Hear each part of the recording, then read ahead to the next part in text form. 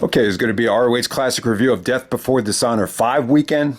So we got night 1 in Boston, night 2 in Philadelphia. We're at the 15th anniversary for these shows, as these took place actually in August of 2007. And yeah, this will be the last of the classic Death Before Dishonor reviews. You know, pretty much everything will be done now as far as a solo review from the Gabe and the Adam Pearce era. But yeah, let's jump right into it with night 1. We got Davey Richards taking on Jack Evans to open up the show. I thought this was cool. You know, this is the, two guys from the state of Washington. So obviously they know each other really well. And, Davey was, his suplexes on Jack look so good because Jack is so light. And, Jack was able to showcase his high flying. I mean, this was going fine, and then Roderick comes out and starts stomping on Jack Evans, and then you get a disqualification. It was funny because Roderick actually mispronounces the name of the show coming up called Cage Rage. So he says to Jack, he's like, "Jack, I'm going to kick your ass at Steel Cage." But, I guess Roderick just couldn't remember the name of the show, so he just called it Steel Cage. But yeah, I mean, what this match did was it just built tension, between all three factions. At the time, Jack still hadn't, discovered his own faction yet. But, the No Remorse Corps and the Resilience, led by Roderick Strong and Austin Aries, they were going to have, a street fight in the main event of night 2. So night 1, really, you saw a lot of tension built between both factions throughout this whole show, and that's what this opening match did. But the match could have been a lot better. I mean, you could have gotten something really special out of Davey and Jack. I mean, they really had great chemistry in the ring because of the mix of styles. And then next up, we have Lacey taking on Daizee Haze. This is a Shimmer's match for the #1 contendership. And yeah, I thought this was good. I really like both girls. I think they're very attractive, but at the same time, both very different personalities. So if you don't remember Daizee Haze, she was, a very skinny looking blonde girl. And you almost forget she actually comes down to the ring with this, reggae music about smoking weed. So you could definitely tell she's definitely a, pot smoker. But yeah, she was cool. Lacey was kind of bitchy throughout this whole thing, and it was good. But, kind of the gripe behind the women's wrestling in Ring of Honor was that they just didn't get enough time. I mean, this was good, but it's not like if they got more time, the fans were really thirsting to see more action between them. I can't really say that, but Lacey actually wins with the DDT, and it just felt like it ended at pretty much the right time. So I'm not going to say that the match could have been better. I thought it was fine for, the amount of time that it got. But yeah, I like Lacey and Daizee Haze. They were both really, really dope wrestlers, looking back on it. Next up, we have a Pure wrestling match. So the Pure title is actually vacated at this point, as Bryan Danielson actually unified it at Unified, and he actually gave it to Nigel as like a present after the Epic Encounter 2 2 out of 3 falls match. But yeah, Hero and Nigel, this was a lot of fun. You had Bobby Dempsey, Larry Sweeney, Tank Tolan, Sarah Del Rey, the whole Sweet and Sour stable. This is like, if you love Sweet and Sour, that stable, this is an essential match to watch. And the actual match, it could have been better. There was just a lot of lag here. This ended up being more of a comedy match with, Hero talking trash to Nigel. Then the lights actually go out, and you could actually hear Tyler Black just saying, "Project 161 coming soon." And that just went on for like a whole minute. And I think Dave Prazak on commentary, he was trying to sell the fact that some fan hijacked the show, but it really wasn't. This was what they were calling the Age of the Fall until you get to Man Up, where Jimmy Jacobs actually says, this project is over. Now it's the Age of the Fall. So that was actually, I think that was Tyler Black that hijacked the microphone on the show. But it was funny because while the lights went out, Hero was trying to argue to the ref that Nigel used all his rope breaks while the lights were out, so that was pretty funny. But yeah, I mean, I thought Hero and Nigel had some really good sequences here with the, just some of the sequences out of the lariat into the cravat, and just they knew each other really well. I really like the Hero Nigel feud, even though none of their matches were really great. You could tell they really knew each other. I think when Nigel got to the States, he spent a lot of time in Dayton with Hero when they were part of HWA, Heartland Wrestling, I believe. I think Les Thatcher actually trained both of them over there. So, yeah, but, really good stuff here. Hero was just so entertaining. And you could tell, like, the fuck you Hero chants were there. But by the end of the match, it's like Hero was so entertaining that he was starting to win the fans over at this time. So, yeah, Nigel actually uses up all his rope breaks, and Hero actually makes him pass out with the, I think it was like the cravat submission. And, but, the aftermath, though, Tank Tolan actually shoves Bobby Dempsey into Nigel, and then Nigel actually lariats the shit out of Bobby Dempsey in that silver fat suit. So, yeah, I just thought this was a lot of fun. I mean, the match definitely was a little bit too long, and, it kind of dragged at some points, but overall, I just thought this was, really, really fun stuff. And, now we move on to six-man mayhem match. We have Delirious, Brent, Albright, Matt Cross, Pelle Primeau, Eddie Edwards with the long hair at this time, taking on Jigsaw as well. Lots of mixed talent here. It was pretty good while it lasted. I thought it got off to a slow start because it didn't really break down into a tornado style six-man until, a couple minutes in. So this got off to a pretty slow start. But, Brent Albright actually chases Delirious backstage.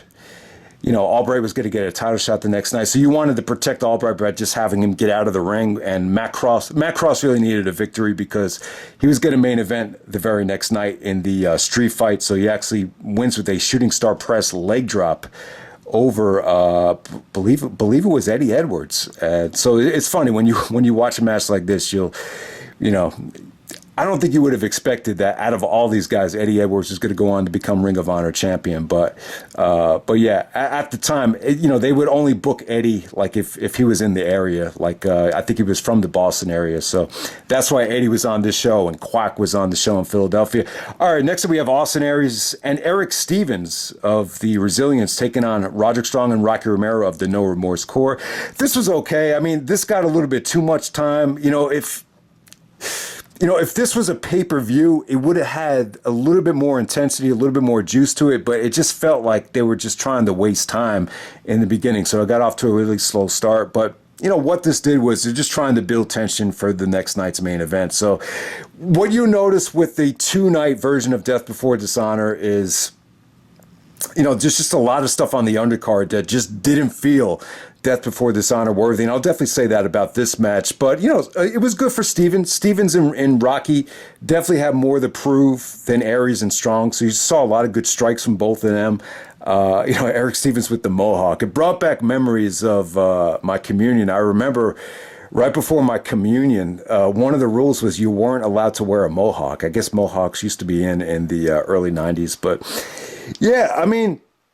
you saw some good stuff between Aries and Rocky. Aries is actually selling an ankle injury. I'm not sure if it was legit, but it was all right. Aries actually wins at the 450 splash. Jack Evans comes out, and then you have more faction warfare,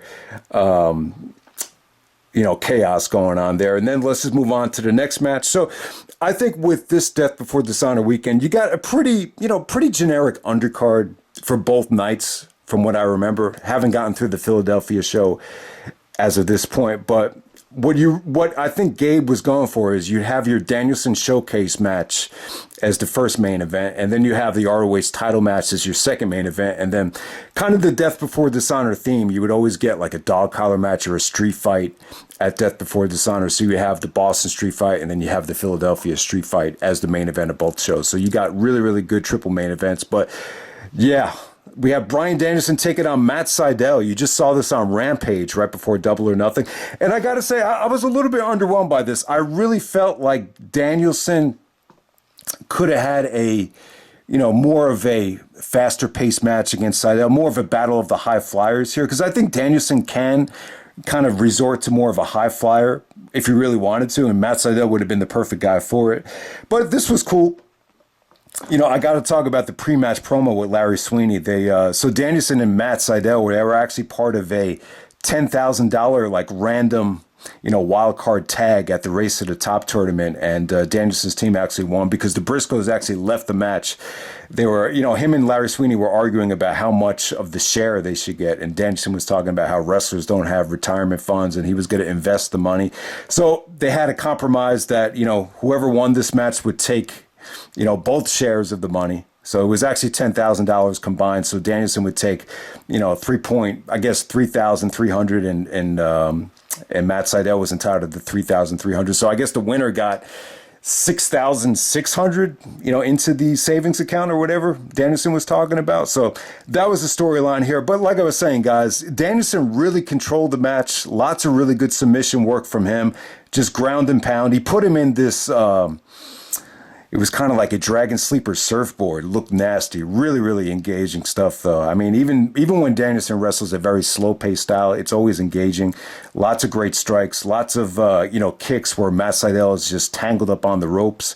But, Sydal did get some offense in. He did hit his finisher. He hit a tope out of the ring. He actually goes for the shooting star press, and then Danielson transitions into a variation of a triangle choke, and Sydal passes out right away. So it was still pretty good stuff, pretty much on the same level as that match that they just had on Rampage. But, you would always envision Danielson and Sydal to have, more of a high-flying match. But I think Sydal had just signed with WWE at the time, and maybe they didn't want to, push Sydal while he was on the way out. But it was still good stuff. It just... I've always felt like Danielson's weekend here was a little bit, I don't want to say underwhelming, because I like the matches, but they just weren't showcased, up to their potential. I guess that's a nice way of putting it. And then we have the ROH World Title match. We got Takeshi Morishima taking on Claudio Castagnoli. So 15 years after the fact, Claudio is finally the Ring of Honor champion. But I got to say, this is definitely Claudio's best, out of all the title matches he's had, this is definitely the best one. He's actually playing an underdog here against Morishima. I mean, talking about Yokozuna. I mean, Morishima is so much, quicker and, just more breathtaking to watch than a guy like Yokozuna as well. Morishima, I think Chase actually stated in one of the previous Ring of Honor videos that he still feels like Morishima is the greatest Ring of Honor champion ever. I don't know if I go that far, but Morishima, to me, he's top 5 Ring of Honor champion of all time. I mean, even though he wasn't on the main roster for that long, he just had such an impact. And for the people that shit on him, I mean, there were some people that kind of were lukewarm on Morishima, like a guy like Lance Storm. But I guarantee you, he probably passed up on a show like this and just watched the pay-per-views. But yeah, Morishima was incredible here. And, Claudio's feats of strength on Morishima were just breathtaking. I mean, the guardrail shot where the guardrail... Basically, Claudio just torpedoes him into the guardrail, and the guardrail looked like it was going to explode, and just, it was nasty. And just the water slide where he picks up Morishima. One spot he actually tried to go for the Ricola bomb, and then all of Morishima's weight just falls right down on Claudio. So this was breathtaking stuff. I mean, like we've seen title matches, the one against Nigel at a new level. That had so much more expectations here, but this match, the fans just they just gravitated toward Claudio, and there really weren't a lot of expectations. Claudio, he just kind of came out of nowhere with this title shot. They really built up a new star. They had him win the Race to the Top tournament, where he beat El Generico in the finals, and then he used that momentum to really cash in on Morishima here. But, when he did pick up Morishima for the Ricola bomb, that might have been the near fall of the year. I mean, the fans were really, they really thought that was it. I mean, they were booing the crap out of Morishima when he kicked out of that. And, the only negative here is this is probably the most deflated, I think, maybe even more deflated than the Manhattan Mayhem 2 match with Morishima and Danielson. But when Morishima hit the backdrop driver, it's like, man... Like the fans were just a little bit deflated. They just wanted it so bad. So yeah, without a doubt, this is the best Claudio performance in a world title match, and it's just great because when you watch this thing back, and there's been other times when I watched this back. You thought to yourself, yeah, it's probably not going to happen that Claudio is ever going to walk around with the Ring of Honor World Championship, but it did happen, and you're just happy for him. The only regret I have, I wish that Claudio and Gresham had closed that show. I mean, I know some people are going to argue that the Briscoes, and it's funny, the Briscoes actually main event this show as well 15 years ago, but I think if Briscoes and FTR had opened up that show 2 out of 3 falls, that crowd would have been insane for the whole thing. But like I was saying before, I just think 2 out of 3 falls in front of a mainstream wrestling crowd, it's tough to pull off. But I think if Claudio and Gresham had main evented the show, I just think it probably would have been more of a situation where both guys would have been satisfied. Claudio could end it with winning the championship, but then at the same time, Gresham, you could at least say that he closed the show, and maybe that would have, lessened the blow to the ego. Just something to think about there. And then let's move on to the main event. We have the Boston Street Fight, the Briscoes taking on Kevin Steen and El Generico. Amazing stuff. So there's no titles on the line, and there's no commentary here. That was a great call by Gabe and Prazak, whoever thought of that, just to get off a commentary. Just let the action speak for itself, and it just really worked. I mean, God, this was incredible stuff. Now this is only 50 days after the Chris Benoit incident, so this might be a little bit hard to watch. But at the time, the Chris Nowinski stuff with the brain scan and the autopsy on the brain, it didn't really. It hadn't happened yet, so. But I'll tell you what, though, I don't think I've ever seen a street fight with this much violence, executed this good. And for the most part, I don't really care for matches that, take place within the crowd for like the bulk of the match. I mean, they spent like, maybe 10 to 15 minutes just hitting each other with weapons in the crowd. So usually I would hate that stuff, but for this particular match, it was friggin' awesome. You could definitely argue that this was possibly the best Briscoes, Steen, and El Generico match. I mean, I think it was that good. I think, the Ladder War gets a lot of love because it was on pay-per-view and most people have seen that match. But, from a pure action standpoint, this might have even topped it. And it was just so good, man. I mean, it was just so well executed. There wasn't a part in the match where it just dragged. And it's unbelievable because most of the time when you see matches like this, it's just tough to pull off. And then once they did get back into the ring, it was just breathtaking action. Steen took some incredible table shots. Generico hit some, monumental ace crushers off the ladder. I mean, the one to Mark Briscoe, Mark actually had to stick out his neck, but it still looked pretty cool. I mean, breathtaking chair shots. I mean, the chair shot sequence with all guys taking an unprotected chair shot. I mean, yeah, it's nasty to watch, but it was just so well executed. I mean, I've never seen if you were ever going to have an orgasm to a violent wrestling match, this might be it. I mean, it was really that good. Even some of Steen's, trash talking and reactions right to the camera were just really fun to watch. I mean, great match for Steen. Steen actually gets the victory here. It's a non-title match, so it was a great way for Steen and Generico to get a victory, heading into the Ladder War, heading into the title shots that they were going to get at Cage Rage and Mayhem 2, and then obviously that sets up the ladder match. And Steen actually wins with the package pile driver on the ladder, so kind of a foreshadowing of things to come. I mean, what they did with the ladders at the Ladder War, they really kind of took it to the next level. But in terms of just execution-wise, in terms of just the actual flow and the timing of, the brutality here, it was just next level stuff. So, yeah, I remember Trademark was a huge fan of this. And, yeah, I got to say, it's definitely up there. This is, besides the Ladder War, this is by far the best Briscoe, Steen, and Generico match. And, I'm going to say that it's tough to say. I'm going to go with the Ladder War over this, but it's close. It's closer than I think anybody really could imagine. So if you haven't seen this yet, check out this double main event is incredible. This might be one of the best double main events, not just in Death Before Dishonor history, and not just in 2007, but maybe in Ring of Honor history. I mean, this double main event is that good. I mean, until you get to the triple main event, it just feels like another Ring of Honor show, but this double main event is incredible. Okay, moving along to Death Before Dishonor 5, Night 2.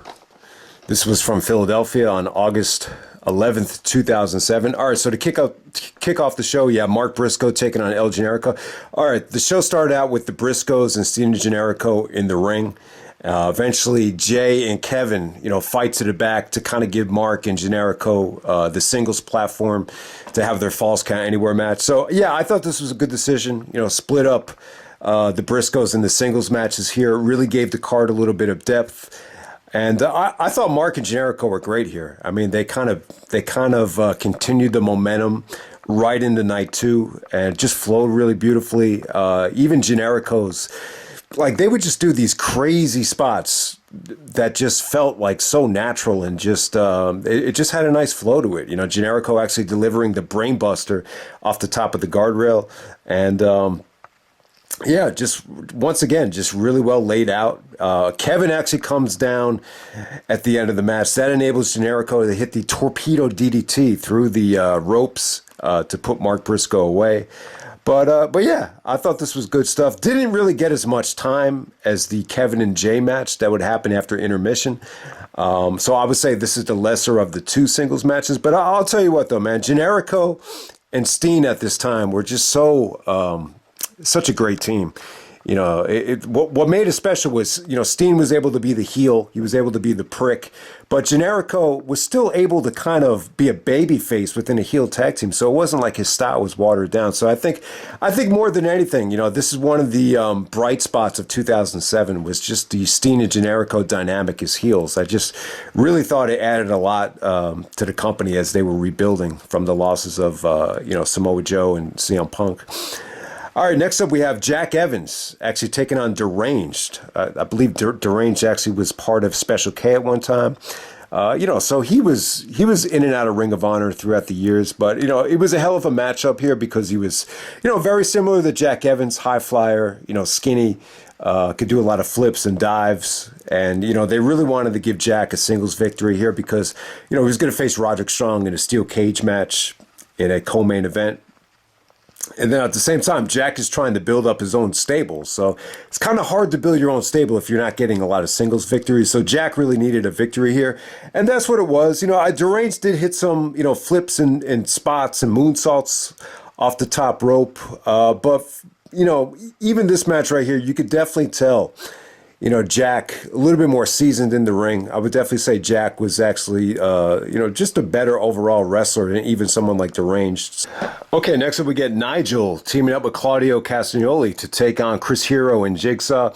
All right, so this was just another great match for the Sweet and Sour stable. You know, Bobby Dempsey was out there in the fat suit at ringside.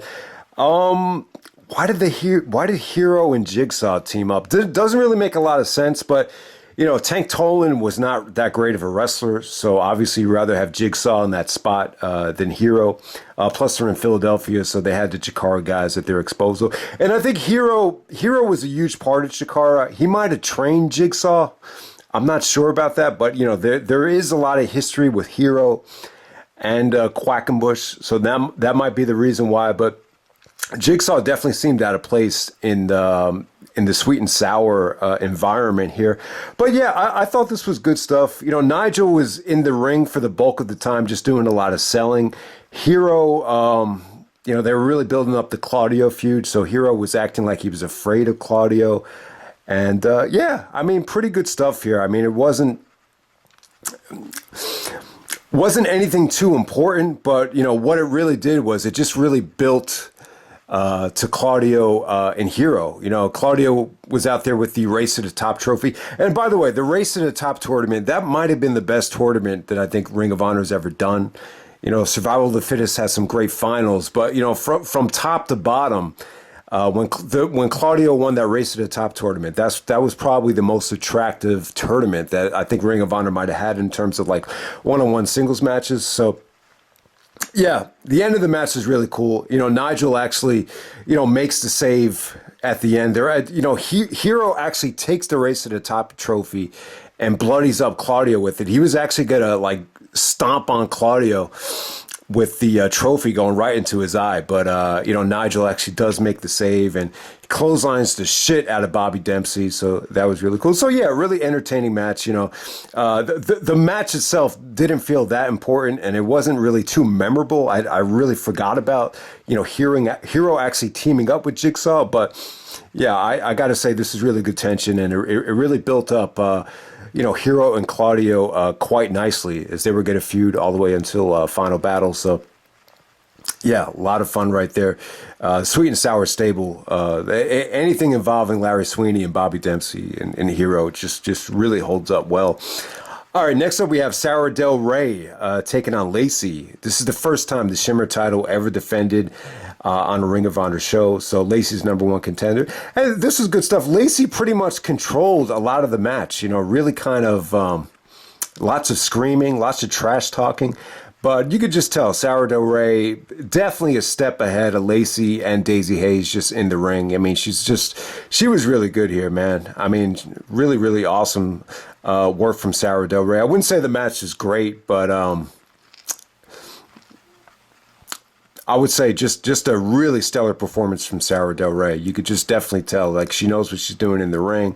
And it's just a shame that Ring of Honor couldn't really pair her up with women that, could match up with her just a little bit better. I think Lacey and Daizee were a little bit on the skinny side compared to Sarah Del Rey. So I think that maybe that's why a lot of these Shimmer matches were a little bit tough to work in Ring of Honor.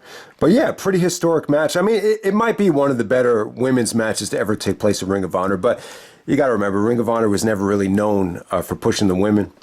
Okay, next up we have Bryan Danielson taking on Mike Quackenbush. This is a rematch from the Ted Penny Invitational. So Quack, the Chikara pretty much worked out of Philadelphia, so it was a no-brainer to bring him in. They didn't have to pay for the travel expenses here. So, yeah, Danielson and Quackenbush. It's funny here. When you watch these two guys wrestle, Quack is so lean and skinny that he almost makes Danielson look muscular. So it's one of the few times where Danielson's really able to showcase his strength and just power against a smaller, a guy that's just, doesn't have a lot of muscle. And I think that's what makes Quackenbush unique, is that, he relies on his quickness just to slither and transition from hold to hold. But yeah, Quack is definitely a hell of a talent here. I mean, it was a little bit more of a methodical style from both guys, actually. But, Quack definitely pulled off some really intricate submissions here. Believe he went for a variation of the Chikara special, and, Danielson's selling was just really, really good. I got to say, underrated stuff.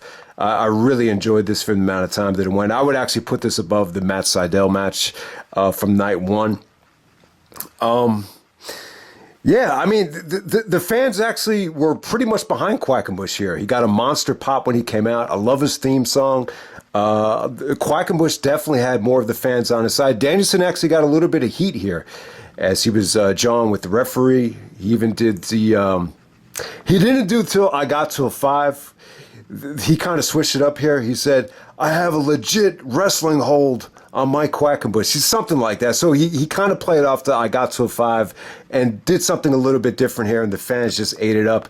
All right, so my biggest gripe with the match is just the ending. I just felt like the way the match was going, I don't know. It just had such a nice fluidity to it that it almost became a little bit violent towards the end with Danielson applying the triangle choke into the elbow blows. I don't know. I just would have preferred a different submission here. The transition to the cat mutilation came off great. Quack's counter out of the cattle was just something to see. So yeah, I could watch these two guys wrestle all day. I just thought it was great stuff. I just feel like that ending, I don't know, for whatever reason, it just depressed me a little bit. Yeah, but Danielson actually hits the elbows to Quackenbush, and Quack doesn't even submit. He just kind of passes out from it. So, yeah, I don't know. I feel like you could have gotten a little bit more out of these two, but I do feel like the match is somewhat underrated. All right, next up, Kevin Steen taking on Jay Briscoe. Lights out match. Awesome stuff. So I guess WWE has a trademark to the last man standing match. So maybe that's why they, you'll see these matches called lights out matches. But yeah, I thought this was good stuff. So Kevin Steen and Jay Briscoe, they would go on to have a lot of history for the Ring of Honor Championship, one-on-one matches between these guys. These guys always made for a hell of a combination. So what was the show they main evented? So they actually main evented Supercard of Honor 7, which was an awesome main event. So yeah, this was really a nice taste of what they can do. Both Kevin and Jay actually got a lot of singles opportunities in 2007, even more so than Mark and El Generico. And I remember Kevin Steen had a really good match with Morishima. Jay Briscoe probably had an even better match with Morishima at a fight at the Roxbury. So, But yeah, this was stiff as hell. Brutal stuff. Probably the craziest part in the match is Steen actually giving the razor's edge to Jay Briscoe, and Briscoe's head just landing on the guardrail. That was pretty questionable bump. But yeah, the Death Valley driver on the side of the ring apron. Steen hit different variations of the package pile driver where Jay was able to get up and beat the 10 count. Yeah, kind of a crappy ending. I think Mark was still selling the knee injury, so he doesn't get out in time. And El Generico comes out and just yakuzas the crap out of Jay Briscoe, and then Kevin actually hits the package pile driver, and Jay Briscoe actually stays, just barely tries to get up for the 10 count, but doesn't make it. And, Kevin Steen wins the lights out match. So once again, Steen Generico, they won the street fight in Boston, and they get 2 big singles victories over the Briscoes at Death Before Dishonor to, really build up the tag matches. So you almost forget about how valuable this weekend was for Kevin Steen and El Generico. All right, next up we have Takeshi Morishima taking on Brent Albright for the Ring of Honor World Championship. Really good stuff, man. I gotta say, man, this surprised me. I mean, the Claudio match was incredible, but I'll tell you, this wasn't far behind. And I gotta say, I think the crowd was even better here for the Albright match. So, yeah, you got to give Albright credit. He really delivered in these big title matches. The one against Morishima here and, some of the NWA title matches, especially the one at Death Before Dishonor 6 against Adam Pearce. That really delivered. And, yeah, this was almost just as good as that match, I got to say. So what you notice about Albright is he's a big guy, he's really jacked up, really muscular, but against Morishima, he almost looks small. That's what Dave Prazak was saying. It's like he almost looks small, against a guy like Morishima. But yeah, I mean, Albright was really able to get Morishima off of his feet. Just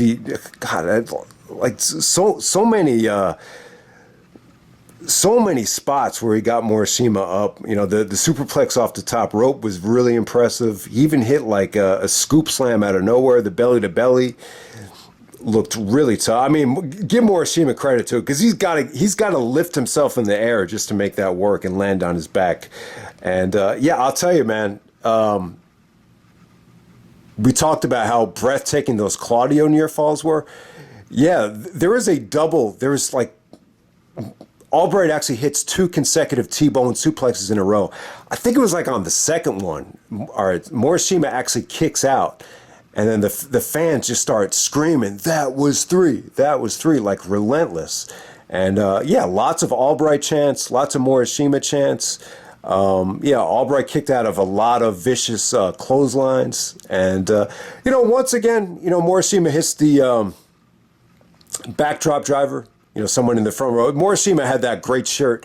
I wish I had that Morishima shirt with, he's giving the guy a backdrop driver. That was actually, I think that was the only shirt Morishima had for ROH. But yeah, he wins with the backdrop driver. And that ending, these backdrop driver endings just were kind of deflators. But at the same time, it really made the babyface or the challenger look strong. It made it look like the fans really wanted to see them win. So yeah, thumbs up to Brent Albright. I feel like this match has really gotten lost in the shuffle, a little bit underrated. But yeah, man. Give Albright credit, and hell of a weekend for Morishima, though. This might have been his most impressive weekend because at the time, Claudio's still trying to prove himself. Brent Albright's still trying to, get his job back with WWE, and Morishima was able to go out there with these 2 guys that are, somewhat struggling to find themselves and just deliver back-to-back great matches. And then Morishima, Prazak was actually saying that Morishima actually had to get on a flight to Japan, go on a Pro Wrestling Noah tour, and then come back for the Manhattan Mayhem 2 weekend 2 weeks later. So yeah, Morishima was giving himself a brutal schedule. So yeah, I would definitely say though, you could definitely argue that Morishima is top 5 Ring of Honor champion of all time. You could. I wouldn't put him above Aries, but I would definitely put him above Punk. I think 4, 5, and 6 for me are Aries, Morishima, and then Punk. That's how I would kind of rank it in terms of top 5. But yeah, let's get to the main event. We have the No Remorse Corps of Roderick Strong.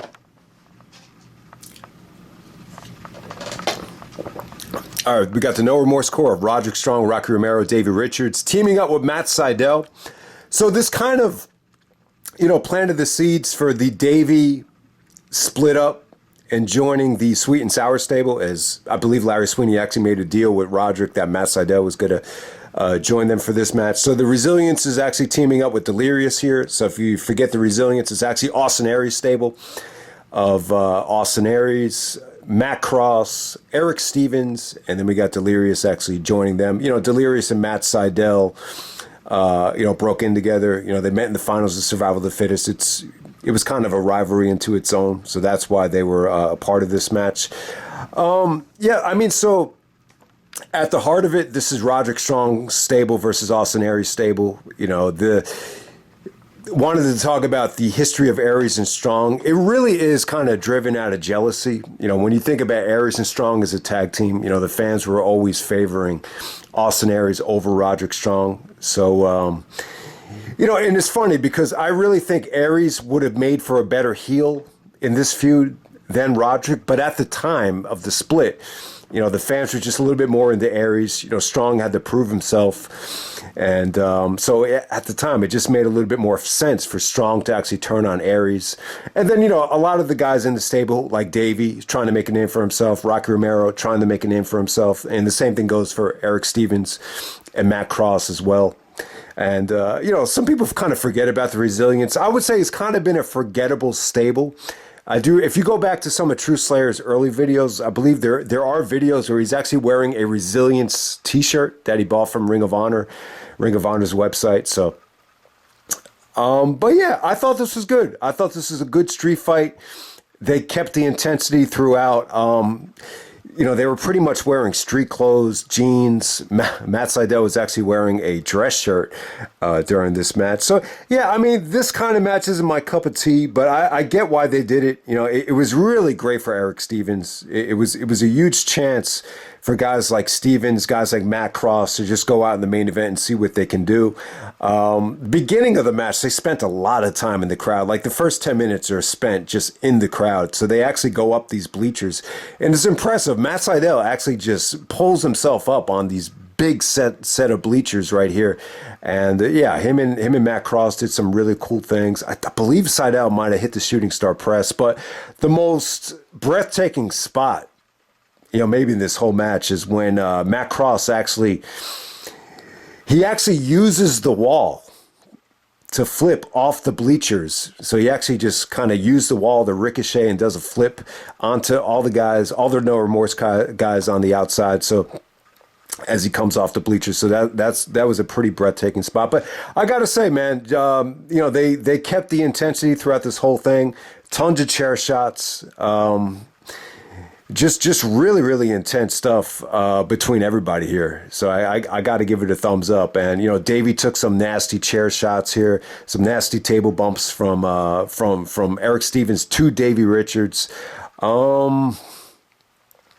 Trying to think here. So eventually, when it did come down to Aries and Strong, Aries is about to hit the 450, and then Davey just takes out his ankle. So Aries is pretty much still selling the ankle injury that he actually got the ankle injury the same match when Strong actually turned on him back at the 5th anniversary show in New York City. So yeah, it seemed like it took Aries a long time to recover from that ankle injury. So then it pretty much comes down to Strong versus Stevens. Like the last 5 minutes, it's just Stevens versus Strong, just one-on-one. And Stevens actually takes some pretty nasty ladder shots, right to the face, and then Strong eventually sets up. He actually rests this ladder on 2 chairs, and then ultimately Strong ends up hitting the backbreaker off the top rope onto the ladder. It looks like it's going to break Stevens' back. So, yeah, Erick Stevens gets a standing ovation. Tons of Erick Stevens chants. So Roderick Strong actually makes Stevens pass out with the stronghold after that nasty ladder bump. And, there's a lot going on here. It's crazy stuff. But I got to give Gabe and everybody that booked this match just credit. Even the camera guys, there's just a lot going on, but they captured everything. they went back from shot to shot, and they didn't really miss anything. But this is one of those matches where, if you were in the crowd, it might have came off a little bit better live. And it was just something to see. Philadelphia Street Fight. I wouldn't quite say it was as good as the Steen and Generico one. The Steen and Generico one definitely has more replay value. And I got to say, when Strong and Stevens were going at it at the end, it really felt like, they would go on to do much better work down the road. But it really kind of set the tone for, their rivalry, to see what they could do down the road. But yeah, I'm not crazy about the main event. I just feel like there's way too many guys, and, these matches that go all over the arena, I just feel like they're very difficult to translate onto DVD. But yeah, I would say this came off pretty well. It really did. So yeah, I would definitely say night 2 wasn't as good as night 1. I think night 1 just has a breathtaking double main event, but this card might have had a little bit more depth to it. And overall, I would say that this was a hell of a weekend for Ring of Honor. And Death Before Dishonor 5 delivered some really underrated title matches and some really bloodthirsty, satisfying, main events. So definitely check it out if you haven't yet. That's Death Before Dishonor 5, and I'm out. All right.